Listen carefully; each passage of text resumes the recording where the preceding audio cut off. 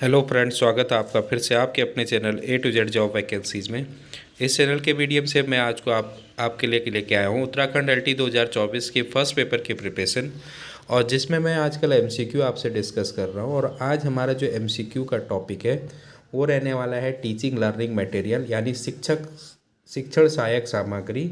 इससे पिछले साल भी बहुत सारे प्रश्न आए थे, तो इसके एमसीक्यू हम डिस्कस करेंगे। ये टॉपिक आपको पता है आपका यूनिट 3 का है, तो आप इस टॉपिक्स के कितना अवेयर हैं और कितना प्रिपेयर्ड हैं इसको चेक करने के लिए आप इस एमसीक्यू सीरीज़ को देख सकते हैं।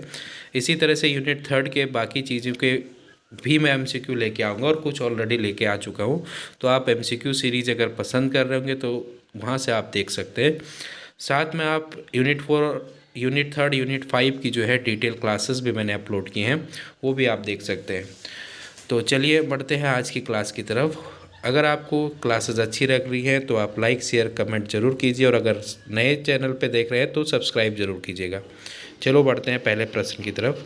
तो आज का पहला प्रश्न है, कौन सा जनसंचार माध्यमों के हार्डवेयर के अंतर्गत नहीं आता है। आपको ये बताना है इसमें कि कौन सा ऐसा है जो हार्डवेयर के अंतर्गत नहीं आता है। स्लाइड प्रोजेक्टर, कंप्यूटर, मैगजीन या मोशन पिक्चर। आपको पता है हार्डवेयर और सॉफ्टवेयर जो है दो टाइप होते थे या उपागम होते थे।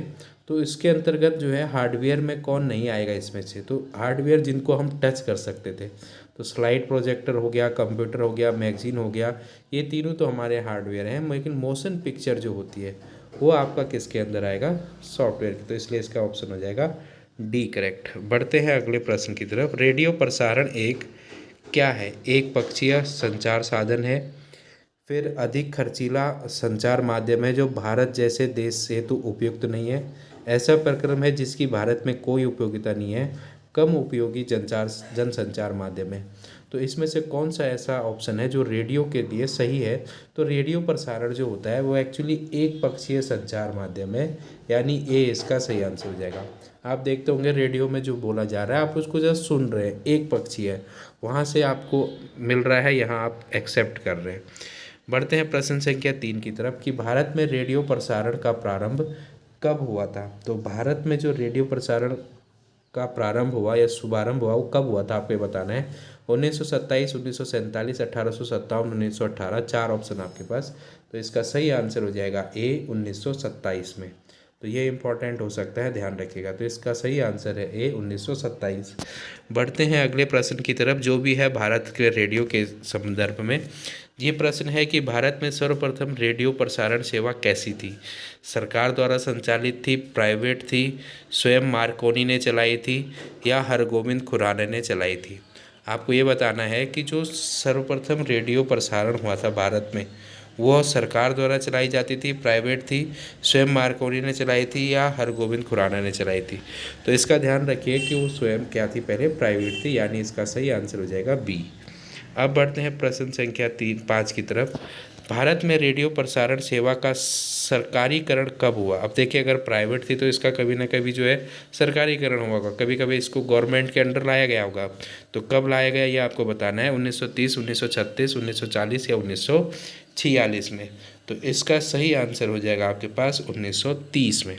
तो 1930 से जो है जो गवर्नमेंट के अंदर आ गया था भारत का रेडियो। अब बढ़ते हैं प्रश्न संख्या 6 की तरफ। स्लाइड प्रोजेक्टर एक यंत्र है जिससे ब्रांड की स्लाइड्स बनाई जाती हैं। एक चित्र को कई स्थानों पर चलते हुए देखा जा सकता है। फिल्म स्लाइड पर अंकित चित्र को पर्दे पर देखा जा सकता है। कागज़ पर बने चित्र को पर्दे पर देखा जा सकता है। जो स्लाइड प्रोजेक्टर होता है उसकी हेल्प से इनमें से कौन सा ऑप्शन ऐसा सही है जो आप कर पाते हैं। जैसे पहला है ब्रांड की स्लाइडों बनाई जाती है, क्या इससे स्लाइड बनती हैं, नहीं, तो ये तो गलत हो जाएगा। एक चित्र को कई स्थानों पर चलते हुए दिखाया जा सकता है, स्लाइड प्रोजेक्टर से ऐसा कुछ पॉसिबल है, लेकिन मतलब एक्यूरेट आंसर नहीं हो रहा है। तो सी वाला देखिए थोड़ा सा, क्या है कि फिल्म स्लाइड पर अंकित चित्र को पर्दे पर दिखाया जाता है। एक्चुअली स्लाइड प्रोजेक्टर क्या करता है, जो फिल्म स्लाइड बनी हुई है उनको कहाँ शो करता है, किसी पर्दे पर शो करता है। तो इसलिए ऑप्शन नंबर सी इसका करेक्ट हो जाएगा, 6 का हो जाएगा करेक्ट आंसर सी। ध्यान रखिएगा जो स्लाइड बनी हुई है उन पे जो चित्र बने हुए हैं उनको क्या करता है, वो पर्दे पे दिखाता है स्लाइड प्रोजेक्टर। बढ़ते हैं प्रश्न संख्या 7 की तरफ। भारत में दूरदर्शन द्वारा शिक्षण से संबंधित संस्था या योजना का नाम क्या है। यूपी सेट, साइट, SATI या इनसेट। तो ये बहुत इंपॉर्टेंट क्वेश्चन होने वाला है आपके लिए। जो भारत में दूरदर्शन है उसके द्वारा शिक्षण से संबंधित है आपका साइट, SITE, इसको कहते हैं सैटेलाइट। साइट की फुल फॉर्म होती है आपके पास सैटेलाइट इंस्ट्रक्शन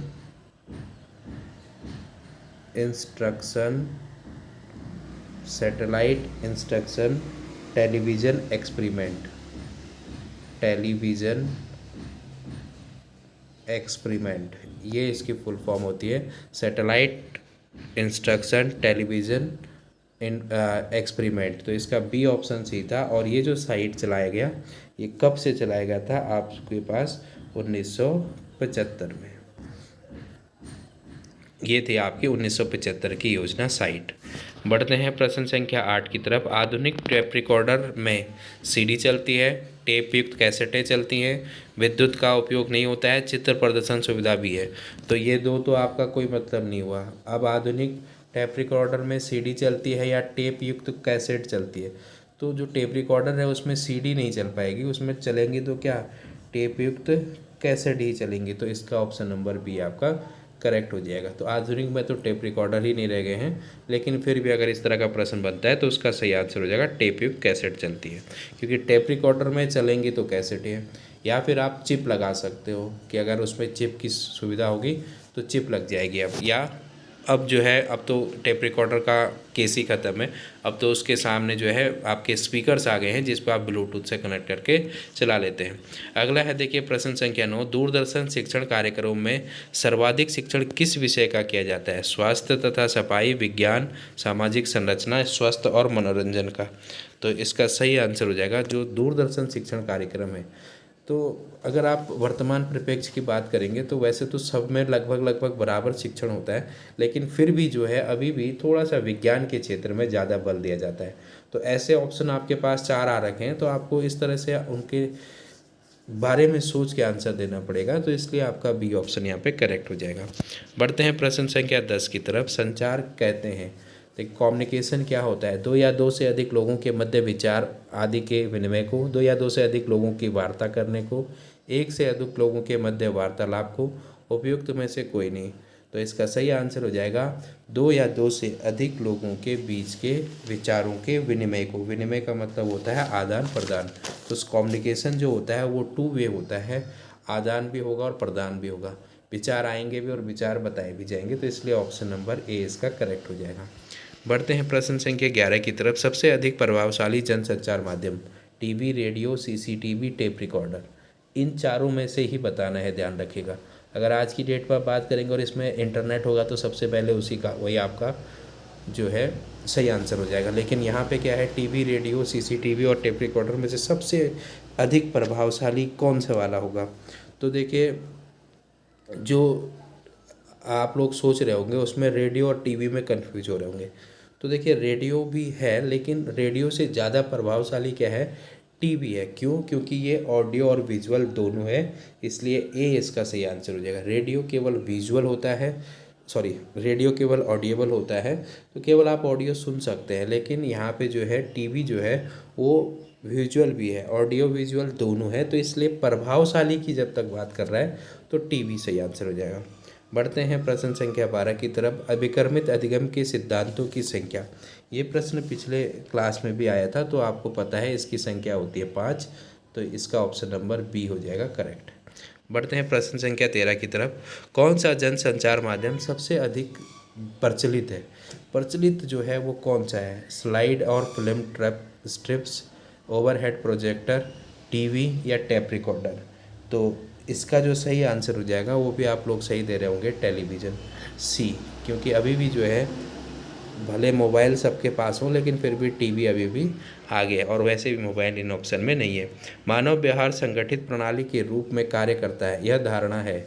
मानव व्यवहार जो है वो संगठित प्रणाली के रूप में कार्य करता है, यह किसकी धारणा है? प्रशिक्षण मनोविज्ञान की, व्यवहार तकनीकी की, प्रणाली विश्लेषण की या पृष्ठपोषण मनोविज्ञान की। तो जो मानव व्यवहार है वो संगठित प्रणाली के रूप में कार्य करता है। तो इसमें आपको बताना है कि इस पर कौन फोकस कर रहा है? प्रशिक्षण मनोविज्ञान, व्यवहार तकनीकी, प्रणाली विश्लेषण या पृष्ठपोषण मनोविज्ञान। तो इसका सही आंसर हो जाएगा आपका व्यवहार तकनीकी यानी बी। उसके बाद बढ़ते हैं प्रश्न संख्या 15 की तरफ। कोमल शिल्प उपागम संबंधित है सॉफ्टवेयर। तो सॉफ्टवेयर रेडियो, दूरदर्शन, कंप्यूटर, मनोवैज्ञानिक सिद्धांतों के अनुप्रयोग से। तो इसका सही आंसर हो जाएगा, देखिए रेडियो, दूरदर्शन, कंप्यूटर नहीं बल्कि क्या होगा, मनोवैज्ञानिक सिद्धांतों का सही उपयोग या अनुप्रयोग, डी ऑप्शन सही हो जाएगा। बढ़ते हैं प्रश्न संख्या 16 की तरफ। कोमल शिल्प का संबंध मुद्रण सामग्री से है, मशीन से है, जनसंचार से है या संगणक से है। जो प्रश्न संख्या 16 है इसमें आपको बताना है कि जो कोमल शिल्प का संबंध है वो किससे है, मुद्रण सामग्री से, प्रिंटेड वाले से, मशीन से, जनसंचार से, संगणक से। तो इसका सही आंसर आप मुझे कमेंट बॉक्स में कमेंट करके बताएंगे कि प्रश्न संख्या 16 का क्या आंसर होगा। जो सॉफ्टवेयर है वो प्रिंटिंग से है या मशीन से है या जनसंचार से है या संगणक से है, कंप्यूटर से है। बढ़ते हैं प्रश्न संख्या 17 की तरफ। टेप रिकॉर्डर में ध्वनि का टेप पर चित्रों के रूप में मुद्रित किया जाता है। टेप रिकॉर्डर में ध्वनि को जो है वो टेप पर चित्रों के रूप में मुद्रित किया जाता है। टेप पर इलेक्ट्रोमैग्नेटिक संकेतों के रूप में अंकित किया जाता है। मुद्रित करके पुनः उसी रूप में नहीं सुना जा सकता है। तो टेप रिकॉर्डर में जो ध्वनि होती है वो इलेक्ट्रोमैग्नेटिक वेव के वजह से ही क्या होती है, अंकित की जाती है। तो इस 17 का जो सही आंसर हो जाएगा वो हो जाएगा आपके पास बी। तो ये हो जाएगा आपका बी। बढ़ते हैं प्रश्न संख्या 18 की तरफ, जिसका मैंने पहले ही बता दिया है, ये रिपीट हो गया है। टेप पर इलेक्ट्रॉनिक संकेतों के रूप में अंकित किया जाता है, यानी बी सही आंसर हो जाएगा। बढ़ते हैं प्रश्न संख्या 19 की तरफ। कौन सा जनसंचार का माध्यम नहीं है। जनसंचार का माध्यम कौन सा नहीं है। टेलीविज़न, समाचार पत्र, लोक नृत्य, उपयुक्त सभी जनसंचार के माध्यम है। तो आपको बताना है कि जनसंचार का माध्यम इसमें से कौन सा नहीं है। तो टेलीविज़न नहीं है, जनसंचार माध्यम है, ये तो बिल्कुल है। समाचार पत्र भी है, लोक नृत्य भी जनसंचार का माध्यम है क्योंकि उससे आप अपनी लोक संस्कृति को बढ़ा रहे हो। तो इसका मतलब इसका ऑप्शन नंबर डी हो जाएगा सही, क्योंकि उपयुक्त सभी जनसंचार के माध्यम हैं। बढ़ते हैं प्रश्न संख्या 20 की तरफ। उपग्रह दूरदर्शन का शैक्षिक महत्व है। जो आपका सैटेलाइट दूरदर्शन है, नेशनल है, उसके बारे में क्या है। बच्चों में सौंदर्यानुभूति का भाव पैदा करना, उनके आधुनिक जीवन यापन के तरीके की जागृति लाना, फिर क्या देखिए बच्चों को अंक संबंधी, भाषा और तकनीकी क्षेत्रों के आधारभूत तथ्यों की जानकारी देना और उपयुक्त सभी। तो जो ये चारों ऑप्शन हैं इसमें से आप एक एक करके देख लीजिए कि क्या वो उपग्रह दूरदर्शन का शैक्षिक महत्व पे काम कर रहे हैं या वो एग्जैक्टली उसको मैच करने की नहीं। तो बच्चों को सौंदर्यानुभूति का भाव पैदा करता है, देखिए कर सकता है। ऐसे भी शैक्षणिक कार्यक्रम हैं जो सौंदर्यानुभूति का भाव पैदा करेंगे। साथ में क्या है, उनमें आधुनिक जीवन यापन के तरीके की जागृति लाना, बिल्कुल हो सकता है। आधुनिक जीवन यापन के तरीकों की जागृति लाई जा सकती है, नए नए तरीके बताए जा सकते हैं। तो दोनों ऑप्शन सही हुए। और तीसरा तो आपको सही लग रहा होगा कि बच्चों को अंक संबंधी, भाषा, तकनीकी और क्षेत्रों के आधारभूत तथ्यों की जानकारी देना। तो इसका मतलब ऑप्शन नंबर डी आपका करेक्ट हो जाएगा। तो इसलिए 20 का हो जाएगा डी। बढ़ते हैं 21 की तरफ। उपग्रह दूरदर्शन कार्यक्रमों का आयोजन किया जाता है अखिल भारतीय रेडियो द्वारा, भारतीय उपग्रह शोध संगठन द्वारा, उपयुक्त दोनों द्वारा या उपयुक्त में से किसी के द्वारा नहीं। तो इसका सही आंसर हो जाएगा जो आपका उपग्रह दूरदर्शन के कार्यक्रम है वो अखिल भारतीय रेडियो और भारतीय उपग्रह शोध संगठन दोनों मिलकर करते हैं। तो इसलिए ऑप्शन नंबर सी सही हो जाएगा। उपग्रह दूरदर्शन कार्यक्रम में कौन सी संस्था कार्यरत है। तो उपग्रह दूरदर्शन के जो कार्यक्रम हैं वो किस संस्था द्वारा प्रदर्शित किए जाते हैं। NCERT, इग्नू, फिल्म विभाग या उपयुक्त सभी। तो प्रश्न संख्या 22। अब इसमें आपको बताना है कि किसके द्वारा जो है, कौन सी संस्थाएं हैं जो क्या जो है जुड़ी हुई है दूरदर्शन कार्यक्रमों से। देखो NCERT भी जुड़ी हुई है और इग्नू भी जुड़ी हुई है। अब यहाँ पे फिल्म विभाग का भी थोड़ा सा काम होता है, क्योंकि आपको देखने को मिल रही हो आजकल जो फिल्में बन रही हैं वो मोटिवेशनल फिल्में बनती हैं या जिससे सूचना अच्छी पहुँचे वैसी भी फिल्में बन रही है। तो आप फिल्म विभाग को भी इसमें इंक्लूड कर सकते हो। तो इसलिए आपका ऑप्शन नंबर डी करेक्ट हो जाएगा, तीनों। बढ़ते हैं प्रश्न संख्या 23 की तरफ। OHP आपके सिलेबस में है। ओवरहेड प्रोजेक्टर का प्रयोग सर्वप्रथम कब हुआ था। द्वितीय विश्व युद्ध के बाद, प्रथम विश्व युद्ध के बाद, हिटलर के उत्कर्ष के समय, इंग्लैंड की क्रांति के बाद। तो जो OHP है ना, ओवरहेड प्रोजेक्टर, ये बहुत इंपॉर्टेंट चीज़ है। इसके जो अगले 3 क्वेश्चन हैं वो आपको बहुत इंटरेस्टिंग लगेंगे। देखिए क्या है, ओवरहेड प्रोजेक्टर का जो प्रयोग हुआ था वो सर्वप्रथम पहले तो कब हुआ था, द्वितीय विश्व युद्ध के बाद हुआ था। तो इसका सही आंसर हो जाएगा ए। अब देखिए उसके बाद की बात क्या है। देखिए ओवरहेड प्रोजेक्टर का प्रयोग सर्वप्रथम किसे शिक्षित करने के लिए किया गया था, छात्रों को, कलाकारों को, सिपाहियों को या राजनीतिज्ञों को। तो अब आपका आंसर आ रहा होगा छात्रों को, लेकिन नहीं, इसका सही आंसर है सिपाहियों को। इसीलिए द्वितीय विश्व युद्ध के बाद इसका प्रयोग हुआ। इससे क्या किया गया, देखो पहली बार OHP जो है ओवरहेड प्रोजेक्टर से स्लाइडों का प्रोजेक्शन किया गया और उससे जो है सिपाहियों को समझाया गया कि किस तरह से जो है आपको वार में लड़ना है। तो इसलिए इसका सही आंसर हो जाएगा सी। इम्पॉर्टेंट क्वेश्चन हो सकता है। बढ़ते हैं प्रश्न संख्या 25 की तरफ। ओवरहेड प्रोजेक्टर के लाभ हैं। ओवरहेड प्रोजेक्टर के लाभ आपको बताने हैं। इसमें प्रोजेक्ट इमेज कम से कम दूरी पर प्राप्त की जा सकती है। शिक्षक हमेशा कक्षा की तरफ देख सकता है। प्रदर्शन वस्तुओं को कम व्यय और कम समय में प्रभावत्मक रूप से दर्शाया जा सकता है। और उपयुक्त सभी।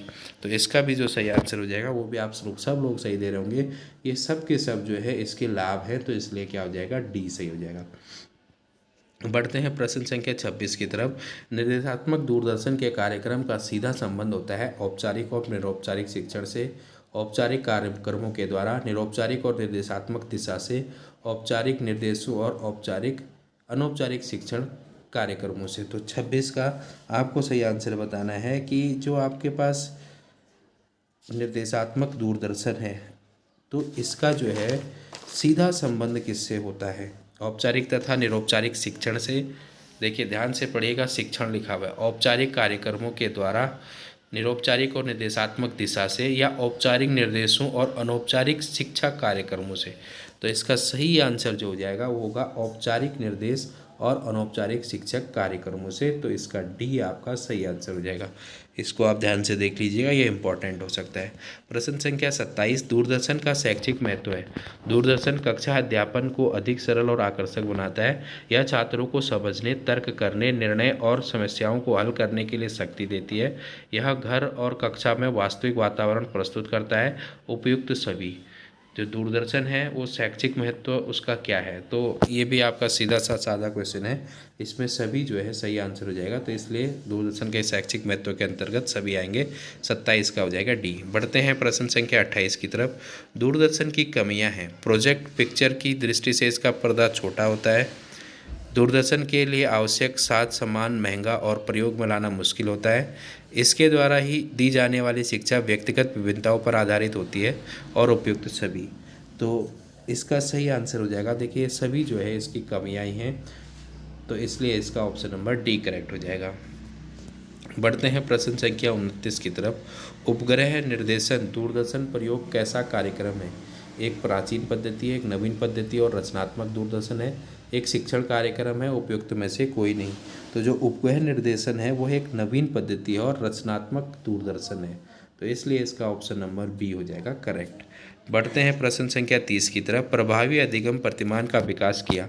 प्रभावी अधिगम प्रतिमान का विकास जो है वो कुलेट, ड्रेबर और मिल ब्लूम इसमें से किसने किया था। तो ब्लूम का जो है वो था प्रभावी अधिगम प्रतिमान, यानी इसका हो जाएगा डी सही है। अब बढ़ते हैं प्रश्न संख्या 31 की तरफ।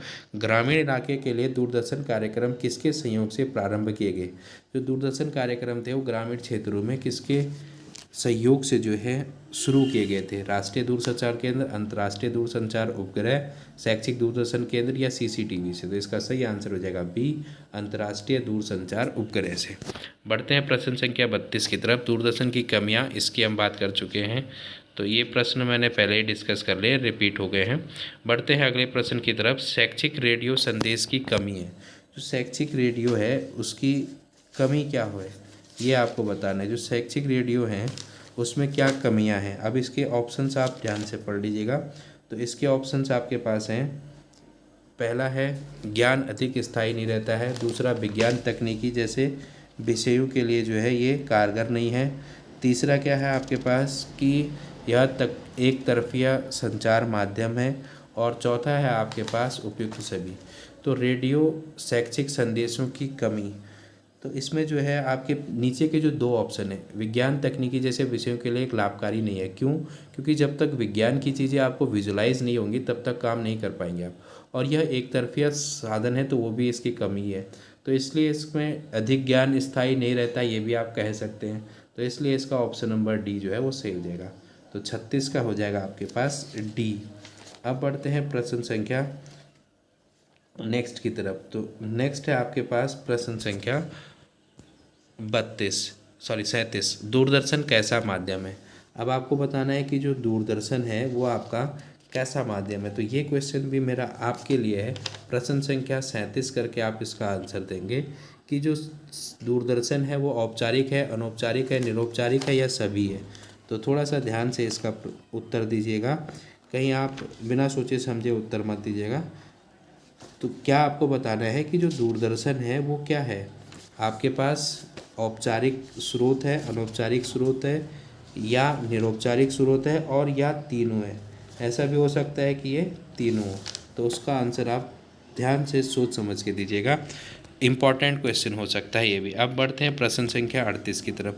सर्वप्रथम किसने जनता के लिए दूरदर्शन उपलब्ध कराया था? BBC London, India broadcasting, America centre या उपयुक्त में से कोई नहीं। किसने जो है दूरदर्शन को सबसे पहले जो है जनता के लिए उपलब्ध कराया था? तो ये कराया था आपका BBC लंदन यानी ए ने।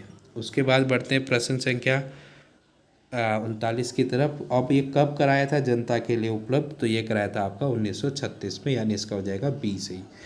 बढ़ते हैं प्रश्न संख्या 40 की तरफ। अब हमें परंपरागत दकियानूसी या पिछड़ी हुई शिक्षा प्रणाली को त्याग कर टेलीविज़न के आधुनिक उपकरण द्वारा शिक्षा का आरंभ करना चाहिए। यह कथन किसने कहा था? टेलीविज़न के परिप्रेक्ष्य में यह कथन कहा गया था कि पिछड़ी हुई शिक्षा प्रणाली को त्याग दीजिए, अब टेलीविज़न को आधुनिक उपकरण के रूप में लाइए। तो ये कथन था आपका। इसमें 4 ऑप्शन आपके पास, विलियम सांगो, हेराल्ड हंट और जेम्स डी। तो इसका था हेराल्ड हंट ने ये कहा था, तो इसलिए इसका सी हो जाएगा करेक्ट आंसर। बढ़ते हैं प्रश्न संख्या 41 की तरफ। भारत में दूरदर्शन का प्रारंभ कब हुआ? 12 फरवरी 1974, 15 सितंबर 1959, 9 मई 1972 या 10 दिसंबर 1959। तो 41 का जो सही आंसर हो जाएगा वो है 15 सितंबर 1959, यानी बी हो जाएगा आपका सही। बढ़ते हैं प्रश्न संख्या 42 की तरफ। 1982 तक देश में कुल कितने दूरदर्शन केंद्र कार्य कर रहे थे? अब 1982 तक की बात कर रहा है, तो 14, 25, 30 और 41। तो 1982 तक जो है 41 कर रहे थे, इसलिए ऑप्शन नंबर डी हो जाएगा करेक्ट। तो ये थे आज के 42 क्वेश्चन जो टीचिंग लर्निंग मटेरियल से जुड़े हुए थे। अभी हमने सारे क्वेश्चन टीचिंग लर्निंग मटेरियल के कवर नहीं किए हैं, एक अलग क्लास और मैं लेके आऊँगा। ये थे देखिए जो आपके शैक्षिक दूरदर्शन है उससे रिलेटेड ज़्यादा क्वेश्चन थे इस क्लास में, और बाकी के जो टीचिंग मेथड लर्निंग मेथड हैं OHP के भी कुछ क्वेश्चंस थे। तो बाकी के जो टीचिंग लर्निंग मटेरियल हैं, शिक्षण सहायक सामग्री है, उस पर भी आपके लिए क्वेश्चंस आएंगे। आप सोच रहे हैं कि और पुराने टाइप के क्वेश्चंस हो गए, नहीं ऐसा नहीं है। इसमें दूरदर्शन के जो क्वेश्चन है वो इम्पॉर्टेंट है, क्योंकि दूरदर्शन जो है एक क्या है, सरकारी संस्था है, तो उससे जो है प्रश्न ज़्यादा पूछ सकता है, इसलिए मैंने आज आपके लिए वो लेके आया था। होपफुली आपको वीडियो पसंद आएगी। तो वीडियो पसंद आए तो लाइक शेयर और कमेंट जरूर करिए, और पढ़ते रहिए, अपनी तैयारी को आगे बढ़ाते रहिए। All the best for your preparation.